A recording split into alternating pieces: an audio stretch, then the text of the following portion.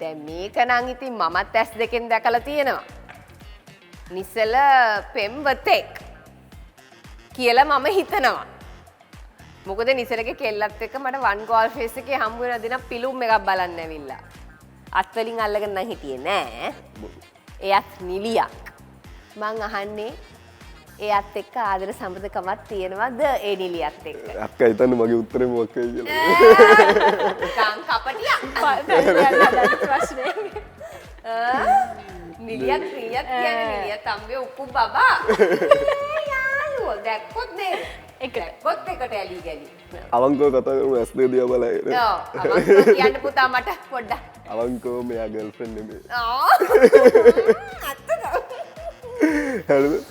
එතකොට ඔයා කියන එක්කන මගේ අවුරුදු ගානක ඉඳලා හොඳම අපි දැන් මේ නම පරපුරේ නිලියක් නමත් කියමු ඉතින්. ඉතින් ඉස්සල වගේම සුදුයි උසයි.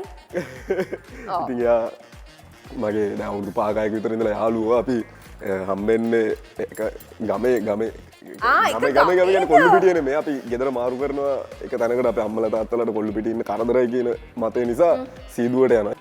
ආදර කතාවක් නම් මම කැමති නැද්දානේ මගේ ලංකාවේ මිනිස්සුන්ට කියන්න මට මේ ආදරයක් තියෙනවා කියලා. නෑ ඉතින් අවුරුදු 26ක කොල්ලෙක් ඉතින් මේකයි අවුරුදු 26ක් නෑ මමත් පිළිගන්නවා අන්තපුරයක්ම තියාගෙන ඉන්න ඕනේ. එක කෙල්ලෙක්ට ඉතින් ආදරය කරනවා කියලා බෑනේ නේද? ඒක මම පිළිගන්නේ. ආදරය කරන කෙල්ලව පැත්තකින් තියාගෙන ඉතින් වටේ පොඩ්ඩක් ගියට කමක් නෑ. ඉතින් ඔය අවුරුදු 26ට නැත්තම් නේද?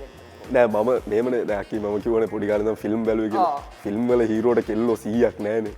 එක අවංක ආදරයක් නෙමෙයි. ඔයා එහෙම අවංකව ආදරය කරන්නේ? මට ආසයි මාව. ඊට බොක්කෙන්ම එක්කෙනයි නම් එක්කෙනයි. එක්කෙනෙක් ආදරය කරනවා. ඔව් ඔය අවුරුදු 26ක අද කාලේ කොල්ලෙක් එහෙම කියනවා.